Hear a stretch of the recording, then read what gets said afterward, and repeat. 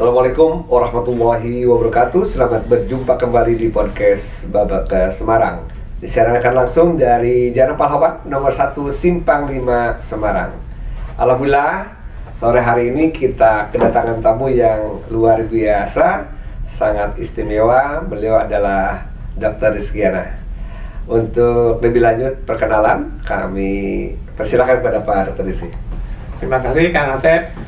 Terima kasih kesempatan ini yang luar biasa. Kita bisa berbagi dengan teman-teman semua. Mudah-mudahan apa yang kita dapatkan selama ini bisa bermanfaat untuk lebih banyak lagi, Kang Asep. Siap. Pak Dr. Rizki dulu terakhir kalau tidak salah nih, tidak salah kalau berarti benar, Bapak menjadi Direktur Promosi Kesehatan dan Pemberdayaan Masyarakat, Pak ya? Nah, sebenarnya terakhirnya Direktur Kesehatan Kerja dan Olahraga. Ya ternyata tidak terasa ya, dok ya. Dan dulu berarti berapa lama nih yang terakhir Direktur Kesehatan Kerja dan Olahraga? Sekitar 1,5 tahun ya. Jadi kalau 1,5 tahun nggak terasa nih. Terasa cepat sekali ya. Cepat sekali. Dan saya sih tertarik terkait dengan pemberdayaan masyarakat dulu deh, ya. Yang saat ini juga seluruh orang terjun bagaimana meningkatkan tenaga kesehatan, kemudian kesehatan itu sendiri untuk mendukung terwujudnya Indonesia sehat. Dan sekarang lebih dikuatkan dengan transformasi di bidang kesehatan. Kira-kira bagaimana nih terkait dengan pemberdayaan masyarakat saat ini hubungannya dengan pembangunan kesehatan? Ya, saya teringat sekali nih sama waktu itu bertemu Pak Budi Gunadi ya. Oh iya, siap. Beliau masih baru pada waktu itu. Saya ditanya gimana nih, kita mau kemana begitu kan? Saya katakan kalau kita sih biasanya orang itu senang kalau rezekinya banyak, badannya sehat begitu ya. Nah itu intinya itu rezeki banyak, gitu, badan sehat. Nah itulah rezeki banyak, badan sehat Pak. Itu nanti akan bikin orang produktif, semangat, gitu ya. Orang tidak menjadi gampang putus asa dan seterusnya. Nah itu gitu. Jadi apa nih? Nah, sebenarnya saya menerjemahkan saja healthy lifestyle and well-being itu kan. Healthy lifestyle, well-being. Goal ketiga itu kan. Jadi Pak Menteri melihatnya nih, sehat bukan hanya untuk bebas dari penyakit aja, bukan bugar aja, tapi bagaimana dia biar dapat rezeki lebih banyak begitu ya. Nah itulah. Ya Mas ya, kesehatan itu sebetulnya identik dengan rezeki yang banyak. Nah itu. Kalau orang kaya tidak akan ada apa-apanya kalau tidak sehat. Dikit-dikit di rumah sakit, dikit-dikit tidak mampu. Iya. Silakan, kira-kira setelah itu Pak Menteri gimana? Nah kan terlihat nih, berarti ada yang harus kita pindah. Tidak bisa hanya kayak orang berjalan langkah demi langkah, step by step. Jadi harus dipikir lateral thinking. Jadi harus melompat begitu. Lompatannya apa tuh? Lompatannya kan. Nah, makanya Pak Menteri bikin bikin waktu itu masih dirumuskan ya, transformasi yang 6, kemudian tambah satu lagi yang internal itu menjadi 7 itu. Nah itu adalah satu lompatan kita ke nggak berjalan yang langkah demi langkah. Nah tentu ini harus diikuti dengan bagaimana masyarakat itu berubah. Maka Pak Menterinya bikin yang namanya integrasi layanan primer itu posyandunya bukan hanya posyandu yang kita lihat saat ini ya. Ada ibu hamil itu aja, tapi sudah semuanya. Jadi kesehatan orang kerja ada di sana. Jadi tujuannya sekali lagi kalau orangnya sehat, rezekinya banyak, nggak ada yang nggak seneng gitu, semua seneng begitu kan? Gitu. Jadi arahnya ke sana. Jadi transformasi yang Pak Menteri sedang berjalan ini, kemudian layanan primer yang paling dekat dengan masyarakat, sedekat mungkin, secepat mungkin, semurah mungkin begitu. Itu akan membuat masyarakat lebih sehat, lebih produktif. Berarti kan rezekinya lebih banyak begitu kan, bisa berbeda lebih bagus lagi. Nah itu timingnya Pak. Pak Dr. Rizki, sekarang aktivitas sehari sekarang gimana Pak? Nah sekarang saya sudah 32 tahun gitu kan ya. Saya dari puskesmas yang paling ujung begitu Pak. Di mana puskesmasnya Pak? Di kira-kira 2 jam dari Semarang ya. Oh gitu. Kamu di Jawa bukan? Iya di Jawa di. Karimun Jawa? Bukan. 2 jam dari Semarang ke arah Jakarta itu ya. Jakarta. Daerah mana berarti? Dari Kendal. Kendal. Kendal di sini ya 2 jam. Cuman paling ujung. Jadi pangkalan pertama di sana? Ya. Jadi paling ujung Pak. Jadi nggak ada listriknya, nggak ada pada waktu itu ya, nggak ada sana. Nah saya belajar dari situlah. Kira-kira 11 tahun, 12 tahun ada di puskesmas begitu kan. 32 tahun yang lalu Kendal tuh listrik pun masih kurang? Enggak ada Pak, waktu itu tempat saya bertugas tuh nggak ada listriknya. Bukannya kurang, nggak ada. Nggak ada. Nah jadi Tapi itu kita belajar banyak ya. Sebentar. Tapi sekarang dengan 32 tahun, Pak Dr. Rizky pernah kesana lagi? Oh iya, kesana lagi. Gimana sekarang suasana? Wah, beda sekali ya. Iya. Rizky sudah. Wah, kemana-mana ada internet ada di mana. Nah, rasakan gitu ya. Pembangunan kita, ya sudah 30 tahun, insya Allah sudah ada kemajuan, begitu ya. Luar biasa. Saya terkagum-kagum dengan kecepatan itu. Nah, itulah benar. Kita nggak bisa langkah demi langkah. Kita harus memang melompat. Gitu. Nah, kemudian dari sana kemana, Pak? Dari sana kemudian ke provinsi, dinas kesehatan provinsi. Dari Puskesmas langsung ke provinsi? Iya. Waduh, mantap luar biasa deh. Dinas kesehatan provinsi, kemudian kepala dinas kembali ke Kendal lagi. Oh, kepala dinas di Kendal lagi. Jadi kepala dinas di sana, kemudian ke Jakarta baru itu. Ketemu kita ya. Ketemu kita, Pak. Saya masih jadi di biro perencanaan. Bikin rencana macam-macam gitu. Gitu kan? Terus ya bermacam-macam lah, kesehatan ibu, kesehatan anak, pernah di rumah sakit juga, ada di Solo, kemudian kembali ke Jakarta, Prokes, gitu, sampai sekarang. Nah, sekarang lah waktu kita berbagi, gitu kan. Dengan keilmuan yang dimiliki. Yang membuat saya beda dengan yang lain adalah, boleh silakan mau S3, S4, S5, S6, tapi kan belum pernah mengerjakan. Iya betul. Saya bilang saya sudah mengerjakan dari hal yang paling sulit, yang ada di ujung begitu. Ada pepatah mengatakan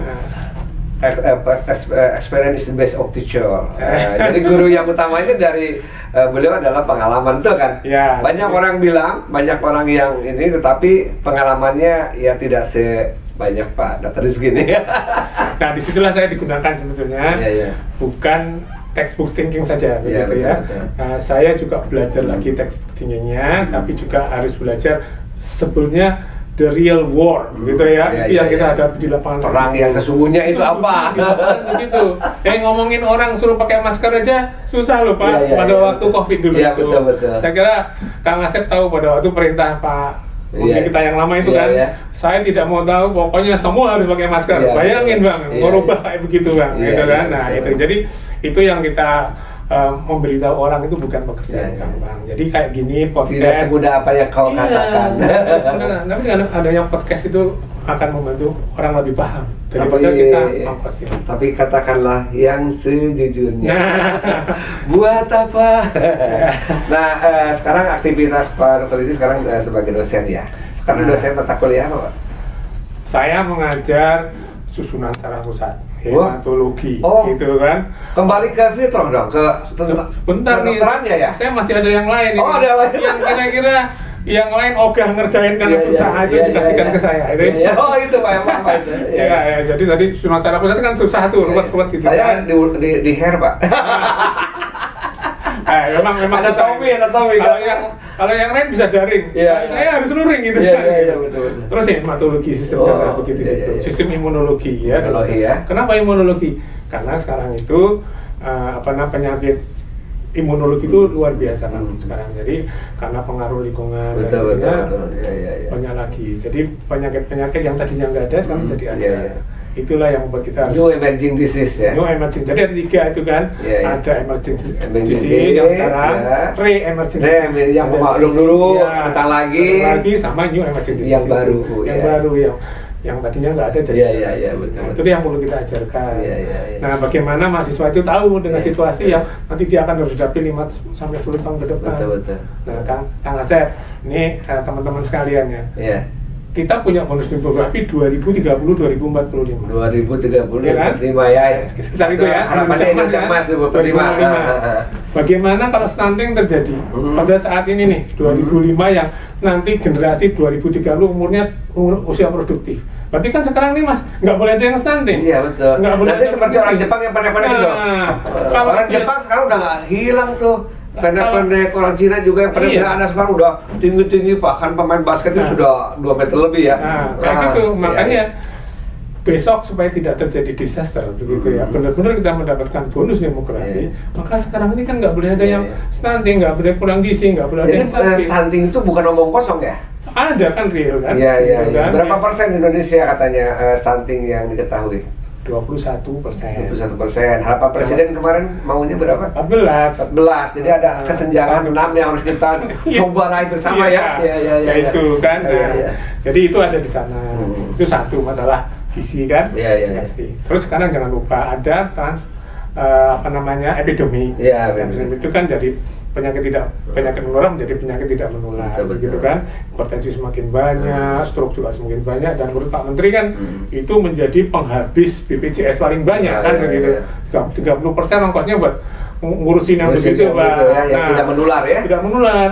Dan ini teman-teman sekalian, kalau kita nggak mau ngerubah dari yang tadinya udah ada BPJS obatin aja kuratif itu nggak mau ngerubah ke arah lebih hulu lagi ini ya kita akan investasi ke yang buruk itu tadi. Jadi bantulah BPJS dengan apa? Dengan perilaku kita hidup sehat. Betul kan? Begitu. Ya, jadi sekarang udah banyak yang harus dibantu. Udah jangan kasih beban lagi. Oleh sebab itu kembali ke Pak Rizky. Ya enggak lah. Ada Pak Rizky ini benar ahli di bidang pemberdayaan masyarakat loh. Banyak sekali yang sudah diperbuat oleh beliau. Jadi tantangan yang utama yang Bapak terima di Poltekkes apa tadi utamanya Pak? Kan yang lain nggak mau nerima lagi, Bapak lah kasarnya gitu ya. Apa itu?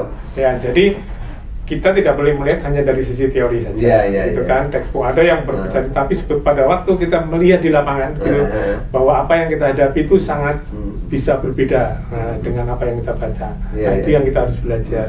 Nah disitulah kita kawinkan gitu ya antara textbook sama experience tadi the real world yang sana itu hanya itu. Jadi di usia saya ini itu sudah waktunya memberi, bukan gitu kan gitu. Jadi ini Kang Asep nih sebelum nanti ke tempat yang lain lagi nih saya kami bikin ada satu tempat di satu desa di bekas puskesmas saya dulu gitu. Sekarang udah menjadi tempat itu dong. Dia udah dirawat inap, udah jadi apa puskesmasnya. Ada satu desa di situ yang ada tempat yang kita bikin. Kalau di sini istilahnya joglo. Jadi rumah yang joglo itu apa? Joglo itu kayak pendopo itu loh. Jogja. Joglo itu singkatan. Joglo Semar ya. Jadi maksud saya masyarakat harus dibawa supaya dia pengen sehat gitu loh maksudnya. Nah itulah di tempat itu. Tempat itu Pak. Yang dulu apa? Itu dulu apa dulu? Sebelum sekarang menjadi ini. Kebun waktu saya puskesmas itu. Nah sekarang saya bikinkan joglo itu. Kebun Bapak, punya Bapak ya? Iya. Promosi artinya. Bukan. Jadi itu memang promosi kesehatan maksudnya. Oh iya. kita dedikasikan nih buat masyarakat di sekitar situ. Jadi bisa kumpul di situ. Berapa itu Pak? Berapa luas? Sekitar 600 lah gitu ya. Bisa dipakai juga. Nah di situ maksud saya di situ mereka bisa belajar, oh begini ya caranya hidup itu ternyata lebih murah hidup sehat daripada hidup sakit gitu loh maksudnya. Semakin orang itu berinvestasi sakit berperilaku yang sakit itu maka dia akan probabilitas sembuhnya akan lebih kecil kan gitu, ongkos yang dikeluarkan lebih besar kan gitu, walaupun dia punya BPJS kan. Nah begitu kita merubah cara itu maka yang paling sederhana orang sudah malu kalau merokok gitu kan, orang sudah tidak mau lagi minum-minuman yang itulah yang semacam itu, tidak, dulu masih menggunakan. Sudah berapa lama itu dibangun Pak? Bangun sekitar 2 tahunan lah. Ini ya. Tapi kita, maksud saya Mas Irfan, nanti podcastnya kita bawa ke Kendal.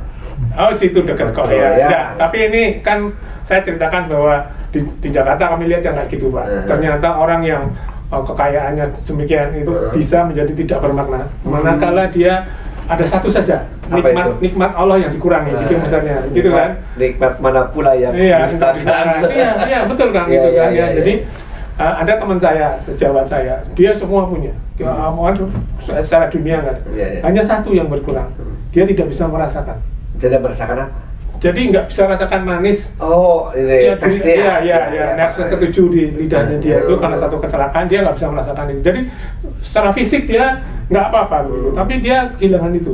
Hanya satu nervus satu nervus cranialis yang nggak berfungsi di situ. Berapa angka duit yang mau dia gantikan? Dia bilang saya kasihkan semua asal saya bisa kembali lagi seperti dulu. Waduh, itulah makanya kita namanya nikmat kesehatan ya. Tapi nikmat saya satu kehilangannya Pak. Apa Pak? Merokok Pak. Saya nggak pernah merokok. Mau merokok nggak berani. Itu nikmat saya hilang tuh kadang-kadang. Kata teman saya, orang perokok itu tidak mungkin masuk rumah sakit. Karena kan masuk rumah sakit nggak mungkin rokok katanya. Itu kalau kami saya sering mahasiswa yang skripsi itu saya bimbing.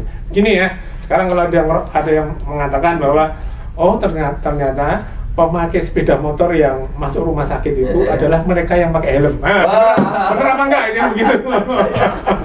Jawabannya apa? Loh, berarti kan memang aturannya harus pakai helm, gitu ya. Jadi kalau kita menyimpulkan yang salah, kan menyimpulnya kan begitu. Betul. Sekian banyak pengendara sepeda motor yang masuk ke rumah sakit karena kecelakaan memakai helm begitu maksudnya. Ya, karena nggak pakai helm kena tilang kan begitu. Nah, itulah. Jadi jangan salah. Jangan salah ya. Jadi manfaat helm itu.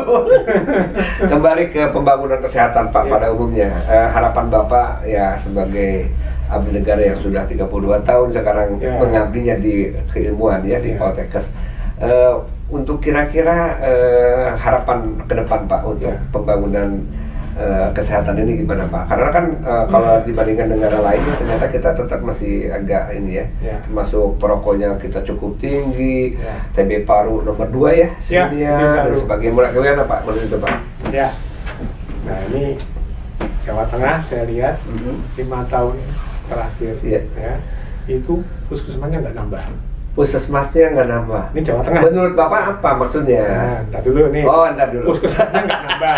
880. Iya. Sejak tahun? 5 tahun yang lalu. 5 tahun yang lalu.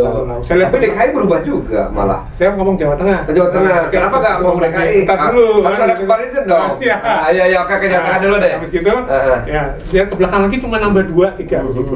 Nah rumah sakitnya itu nambahnya sampai 8 sampai 9 dalam 5 tahun itu. 5 tahun ya. Lebih baik maksudnya lebih banyak pembangunan rumah sakit daripada puskesmas. Iya. Dan Ya. kalau kita lihat lagi, ternyata penambahan 9 rumah sakit itu dalam 5 itu yang paling banyak adalah swasta. Oh, swasta. Kenapa itu? Nah, sekarang kalau kita analisis Bapak apa ini? Kalau kita punya duit triliunan bisa bikin rumah sakit, dan kenapa kok kita bikin rumah sakit? Kalau tidak menguntungkan tidak mungkin. Jadi banyak yang sakit maksudnya? Artinya perilaku kita itu masih mumpung ada yang BPJS ada gitu, maka lebih baik sakit gitu loh maksudnya Pak. Padahal dia nggak tahu bahwa itu berapa jumlah hari yang hilang karena dia sakitnya itu. Nah, jadi belanjanya itu belanja di rumah sakit begitu kan. Nah ini yang harus kita secara tidak langsung dapat kita ketahui ya, banyak orang belanja untuk berobat, makanya mengobati. Betul Pak, rumah sakitnya memang harus kuat begitu kan. Nah, tapi juga puskesmasnya dan jaringannya itu dengan program Pak Menteri dengan integrasi layanan primer itu Pak, itu memang harus kuat memang di sebelah sana supaya orang tidak berlari ke arah kurang. Sekarang fungsi puskesmas sudah berubah. Yang konon kabarnya kan tetap aja sakit yang datang ke sana. Memang harus dikembalikan ke kitohnya. Kan saya 11 tahun di puskesmas. Kan ya. Penyakitnya 3 ya? Pusing, kesela, masuk angin gitu. Ya, puskesmas itu singkatan puskesmas. Tapi ya itu tadi harus dirubah. Coba sekarang kalau misalnya BPJS-nya itu memberikan insentif bukan berdasarkan berapa jumlah yang sakit. Nah itu ini masalahnya nih, sistemnya itu yang masih kan? Seperti itu. Jadi bukan berdasarkan berapa biaya yang dikeluarkan, tapi berapa hasilnya. Nah, jadi misalnya nih, Kang Asep punya puskesmas, bukan punya mungkin menjadi pimpinan puskesmas lah. Siapa tahu punya klinik Pratama. Gitu kan? Itu puskesmas maksudnya klinik swasta itu. Klinik swasta. Iya. Kan bisa jadi BPJS juga. Tapi tidak dibayarkan berdasarkan yang sakit. Pembiayaan orang yang sakit gitu loh maksudnya. Bukan. Tapi berapa hasil yang sehat, yang hasilnya itu. Bahkan orang datang untuk berbondong-bondong untuk berkonsultasi supaya tidak sakit kan? Kalau ada 1.000 misalnya yang kita 1.000 itu. Nah, yang sakit cuma 10 begitu. Itu harus mendapatkan insentif yang lebih besar daripada yang sakitnya lebih banyak begitu. Sekarang hitungan BPJS berdasarkan kapitasi kan? Kapitasi kan. Kapitasi itu maksudnya gimana? Kapitasi kan pembiayaan yang dikeluarkan untuk kasusnya itu, Pak. Kasus. Gitu, Pak. Nah, harapan Pak Rizky sekarang gimana? Sekarang kalau misalnya punya 1.000, yang sakit cuma 10. 1.000 itu 1.000 peserta. 1.000 peserta. Yang ada di wilayah itu. Yang di bidang klinik punya klinik, punya 1.000. Nah, yang ini yang berobat karena sakit itu cuma 10. Nah, itu berarti 1%. 0,1%. Harusnya mendapatkan lebih tinggi daripada yang sakit. Gitu loh maksudnya. Tapi kan aksinya yang harus kita ini juga Pak, harus kita arahkan supaya 1.000 itu dibina oleh klinik tersebut untuk konsultasi kesehatan begitu. Jadi jangan karena masih depan sakit ke puskesmas, ke klinik, tapi dia itu didatangi mungkin supaya untuk penyuluhan kan begitu Pak harusnya.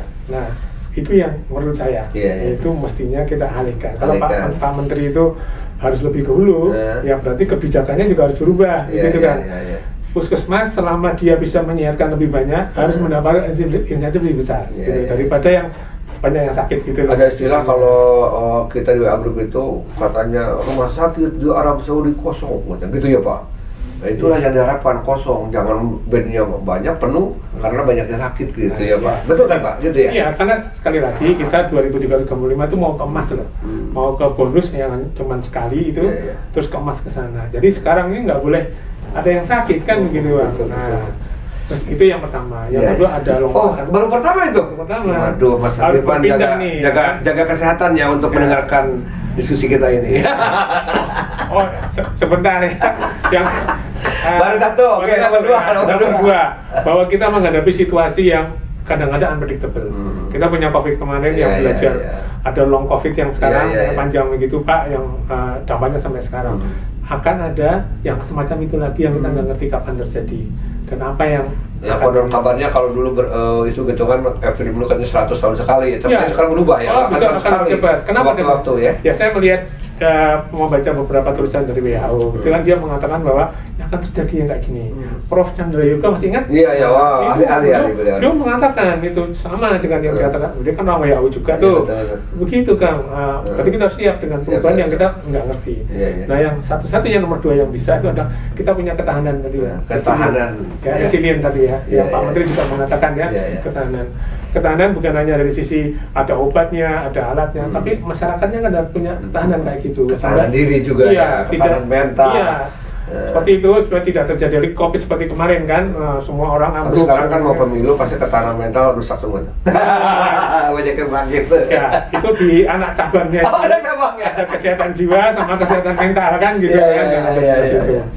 Oke, jadi resilient tadi ketahanan. Siap-siap ya dokter jiwa. Berarti spesialis jiwa. Ya, jadi sebentar pemilu akan datang. Ada. Dan yang ketiga nih, kita nggak bisa membendung teknologi, itu tetap ada. Betul. Jadi bagaimana membuat point of care sedekat mungkin dengan masyarakat, orang bisa mengakses.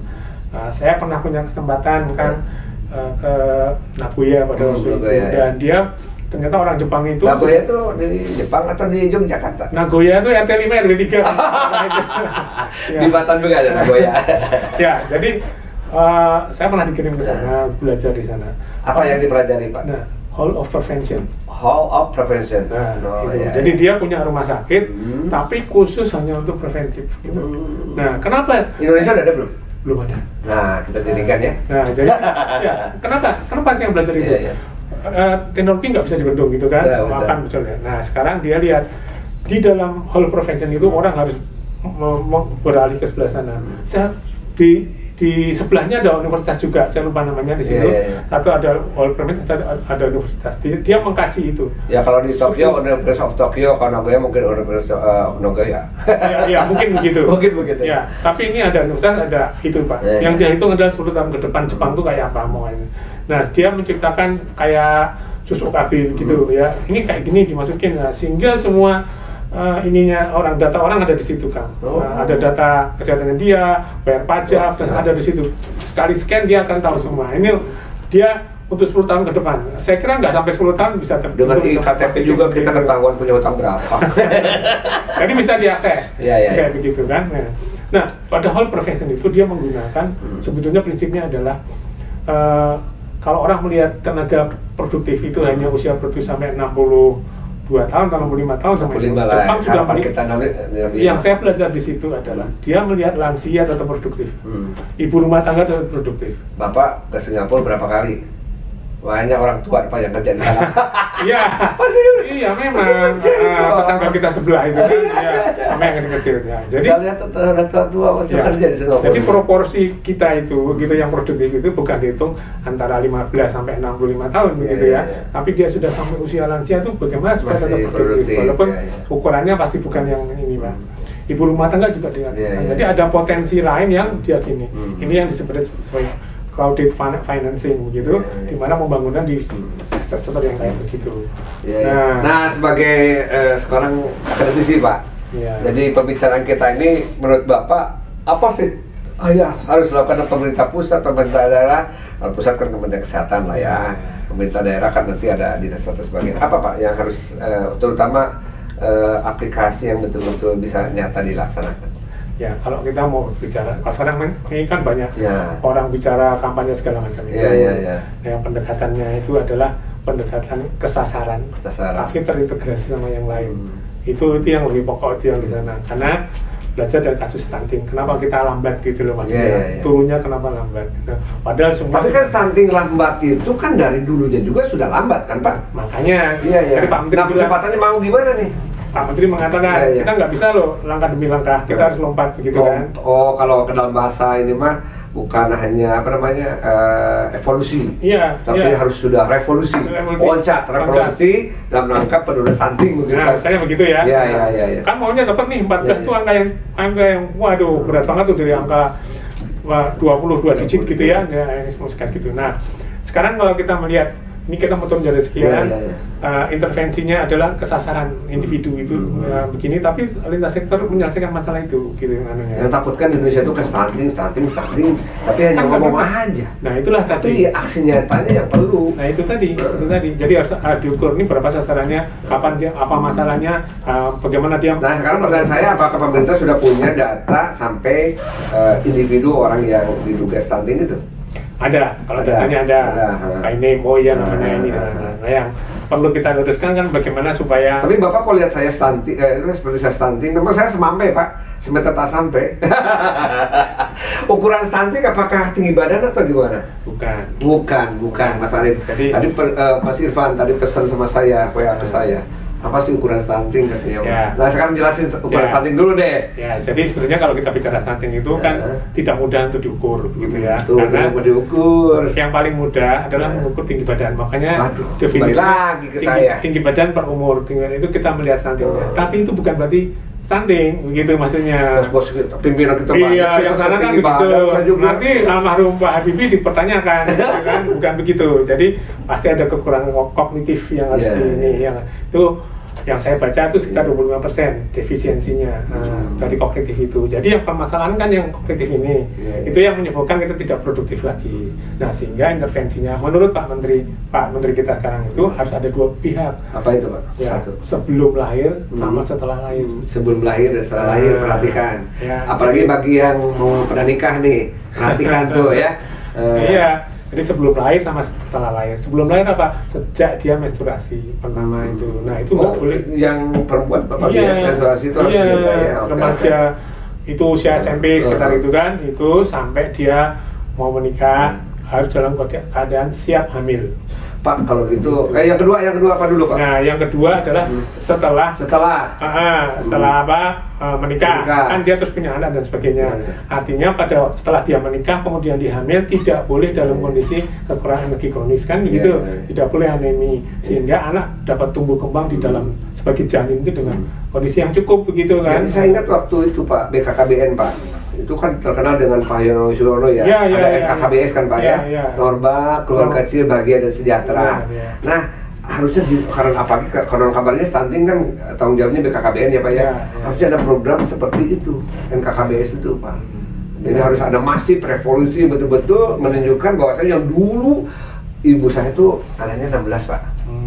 Sekarang kan jarang ya anak 2-3 ya. Tapi mulai ada kelihatan 16 itu satu tim sepak bola tambah cadangan gitu. Nah, itu berubah sekarang tuh kan 2-3 ya. Nah, stunting pun harus sepertinya Pak. Nah, harus ada revolusi bener Pak. Itu tadi yang sekarang Poltekkes sudah sejauh mana itu untuk ikut serta dalam rangka menurunkan stunting? Pertanyaan karena Bapak kan akademisi sekarang. Tapi saya bukan direktur. Kemarin ke teknokrat. Bukan direktur Poltekkes ya. Tapi itulah pentingnya. Gak apa-apa kan dimanapun berada. Itu kita kan bisa memberikan suatu warna Pak. Memang. Kalau direktur itu beda dengan kepala Pak. Direktur itu direkan batul, kepala pusing.